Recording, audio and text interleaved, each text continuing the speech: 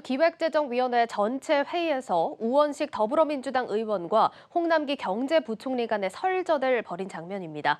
이 고성이 오갈 만큼 5차 재난지원금을 전 국민에게 줄지 선별 지원을 할지를 놓고 당정 간 갈등이 첨예했습니다. 결국에는 소득 상위 20%는 제외하고 국민의 80%에게만 주는 걸로 결론이 났습니다. 당정 간 힘겨루기에서 홍남기 부총리의 뜻이 관철된 건데 홍 부총리의 이딴 소신 행보를 놓고 향후 거취와 연관짓는 말들이 관가에서 나오고 있다고 합니다. 관련해서 취재기자 연결해서 얘기 나눠보겠습니다.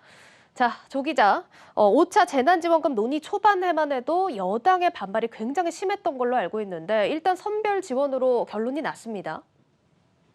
네, 5차 재난지원금 논의 초반만 해도 홍남기 부총리가 판정승할 거다 이렇게 점치는 사람은 드물었습니다. 그런데 기재부가 캐시백이라는 카드를 꺼내 들면서 사실상 전 국민에게 혜택을 주는 거다 이렇게 설득한 게 주요했다는 평가입니다. 소득 하위 80%엔 재난지원금을 주고 저소득층엔 추가 지원금, 그리고 전 국민 대상으로는 캐시백 이렇게 다층 구조로 설계를 한 게 설득력을 얻었다는 얘기입니다. 또 기재부가 소득 하위 70%로 주장하다가 나중에 80%로 한 발 물러선 것도 전략적으로 효과를 봤다고 보입니다. 이렇게 경제 정책을 놓고 그동안 홍 부총리가 여러 차례 좀 당과 마찰을 빚는 과정에서 번번이 물러나는 모습을 보여줬었는데 이번 선별 지원까지 합치면 2승을 거두게 된 겁니다. 네, 아직까지 여당 내에서 전국민 재난지원금 주장이 있는 만큼 변수가 전혀 없는 건 아니지만 현재로선 홍 부총리의 뜻이 관철됐다고 볼 수 있습니다. 그동안 경제정책을 놓고 홍 부총리는 이번까지 총 11차례 당과 부딪히는 과정에서 번번이 물러섰는데요. 올 초 4차 재난지원금에 이어서 선별 지원을 놓고 벌인 당정 힘겨루기에서 2승을 거둔 셈입니다. 이런 평가에 대해서 홍 부총리는 최근 기자들과 만나서 소회를 밝혔는데요. 의견을 달리하는 부분을 조율하는 과정을 놓고 자꾸만 승패라는 평가가 나오면서 당과 대립각이 생겨서 스트레스를 받는다 토로한 겁니다. 하지만 앞서 동영상에서도 보셨습니다만 예전에 비해 강경한 태도를 자주 보이는 홍 부총리의 존재감이 지난해와 크게 달라졌다는 평가가 나오는 건 사실입니다. 우선 최장수 경제부총리가 됐고 개각 때마다 나오던 교체설도 이젠 잠잠해졌습니다. 홍 부총리의 소신 행보를 놓고 향후 거취와 연관짓는 얘기도 그래서 점점 커지고 있습니다. 네, 향후 거취라고 한다면 홍 부총리가 강원도지사에 출마할 것이다 이런 얘기들이 들려오고 있던데 이 부분을 말씀하시는 겁니까? 네, 강원도 춘천 출신인 홍 부총리가 내년 지방선거에서 민주당 후보로 강원도지사에 출마할 거란 관측이 확산하고 있는데요. 먼저 영상 잠깐 보시겠습니다. 부총리님, 아니 전에는 안 그러셨잖아요. 아니 내년도에 강원도지사 출마하신다고 그러더니 그게 사실입니까? 의원님, 지금 의원님께서 국민연금 개혁안에 대해서 저한테 여쭈셨고요. 네, 지난 4월 국회 대정부 질문에서 국민연금 개혁안 놓고 설전 벌인 과정입니다. 주제와 무관한 질문이긴 했습니다만 홍 부총리는 출마를 묻는 질문에 긍정도 부정도 하지 않았습니다. 정치권과 관가에선 출마를 할 거다 이런 관측이 우세합니다. 홍 부총리의 일단 강원도 현장 행보도 이런 관측에 힘을 보태고 있습니다. 또 홍 부총리가 사석에서 강원도지사 출마 뜻을 자주 언급하는 것으로 전해지고 있는데요. 당선만 되면 삼선 도지사도 자신 있다고 말했다는 겁니다. 여기에 강원도 경제부지사에 내리 2번 기재부 출신이 임명된 걸 놓고도 여러 해석이 있습니다만 홍 부총리 출마를 위한 사전 정지 작업 차원 아니냐 이런 해석도 없지 않습니다. 예, 이런 관측이 현실화될지 궁금해지는 대목입니다. 자, 그럼 다음 소식으로 넘어가기 전에 영상 하나 보시고 오겠습니다.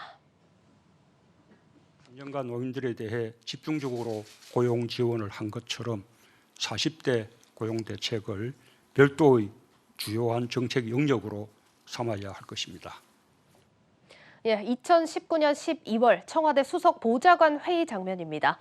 당시 문재인 대통령이 우리 경제 주역인 40대 고용 부진이 계속되는 것에 대해서 매우 아프다라고 발언을 하면서 특별 대책을 주문했는데 2년이 다 되도록 아무런 대책이 나오지 않고 있습니다. 정부가 우리 경제 허리인 40대 일자리 현실을 외면하고 있다는 비판이 나오는데 관련 내용도 짚어보겠습니다. 자, 조 기자, 일단 대통령이 직접적으로 지시를 했음에도 불구하고 아직까지 대책이 나오지 않고 있는 이유, 뭐로 보십니까?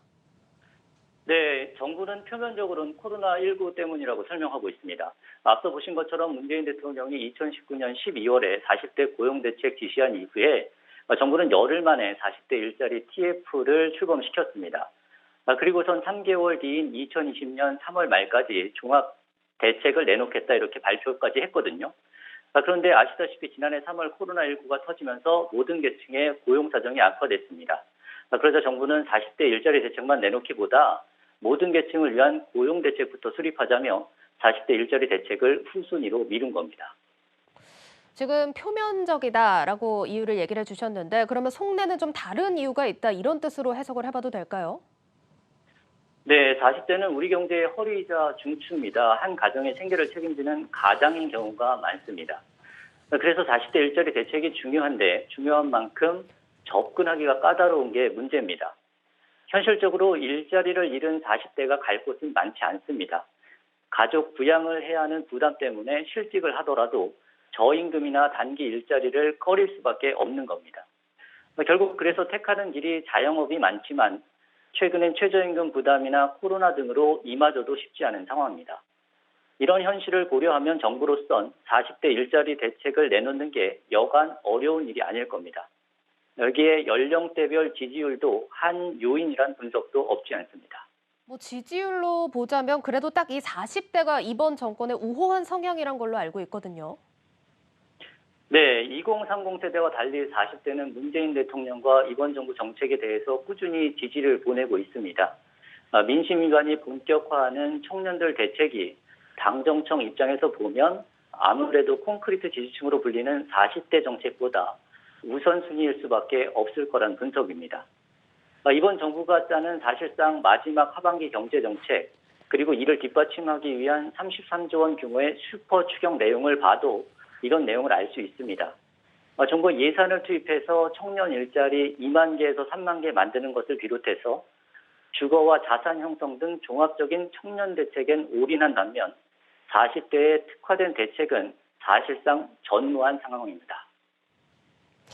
예, 지금 상황에 어떤 계층에 특화된 정책을 내놓기는 좀 어려운 상황이다라는 점은 이해가 됩니다만 일단 다른 이유를 좀 생각해 보자면 40대 고용 사정이 좀 나아져서 그런 건 아닐까요?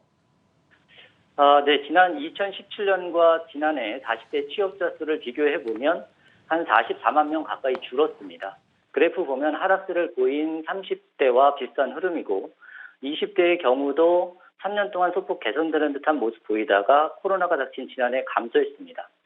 청년층이나 40대나 일자리 사정이 크게 다르지 않다고 볼 수 있는 겁니다. 그래서 내년 대선을 앞둔 상황에서 민생과 직결된 일자리 정책이 표심에 따라 오락가락한다 이런 비판이 제기되고 있습니다. 예, 40대는 말 그대로 우리 경제의 허리입니다. 허리가 다치면 아무것도 할 수 없죠. 제대로 된 정책이 좀 나와줘야겠습니다. 정치경제부 조현석 기자였습니다.